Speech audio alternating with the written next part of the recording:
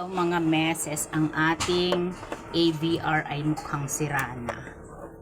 Hindi na gumagana. So ayan, try natin.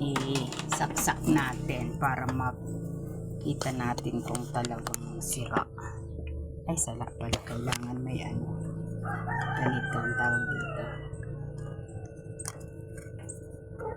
Yan, bago isaksak doon. Wait lang.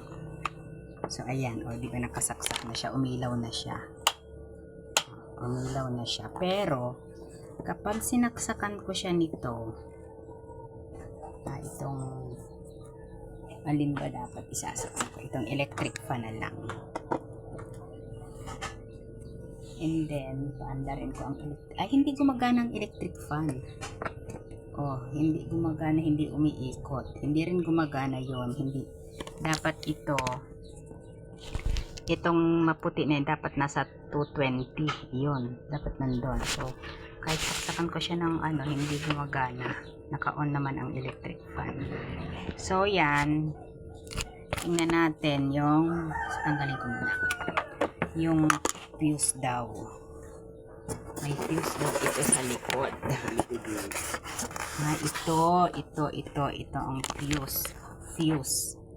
Yan. Papalitan daw nito.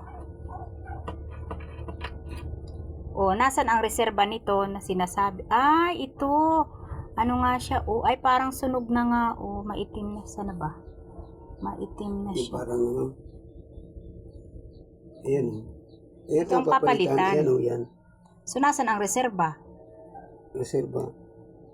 Hindi, yan ang papakita mo.